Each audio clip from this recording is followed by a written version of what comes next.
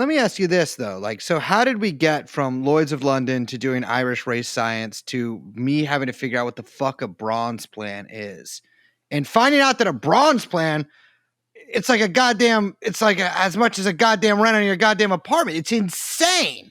Yeah, costs are crazy. Who is buying the gold plan? Are you the rich? You're. Well, most people get their insurance, which we can talk about, through employers, right? And so buying individually is not cost effective. Okay, well, thank you, Mr. fucking FBI. Yeah. So I just like it seems like it's one thing that I, again, as a layman here, is that insurance as sort of these sciences have grown, as we've become more mathematically advanced, and it's just as society has progressed, insurance has just become more complicated, more and more and more and more complicated. But that seems to be, for the insurer, a profitable thing because, as Liz said, they're able to create more and more products basically in service of that, right? So like any little demographic or group, they can like basically have an insurance product for them that costs a goddamn arm and a leg. And I just like, was that evolved? Like that seems to have just evolved. I mean, that's been the world I've always. I mean, I'm 33 years old, but like insurance to me has always been this mystifying thing where I want to get it over as soon as possible because of that.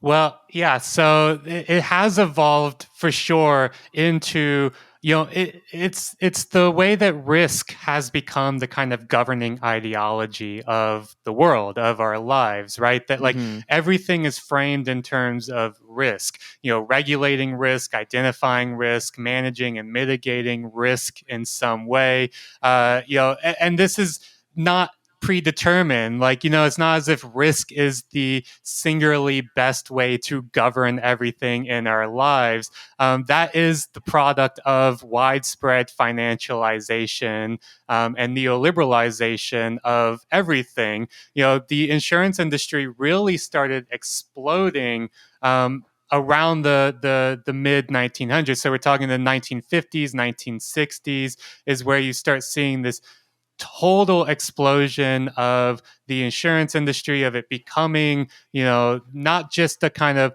a product that you buy if you are wealthy enough to, or whatever. You might have a life insurance product that your great grandfather had, because he was going off to war or something. Who knows, right? Like at that time, the insurance industry started becoming, as did everything else, hyper financialized, and so started becoming focused on these really financialized logics of not only profit making, but also like the financialization of life, in the sense that all things need to comport to and be governed by financial logics, right? And so that then means that everything in your life needs to have financial logics applied to it, which often means it needs to have regimes of risk regulation and increasingly complex and abstracted forms of technologies, like these different insurance products that you pay an arm and a leg for,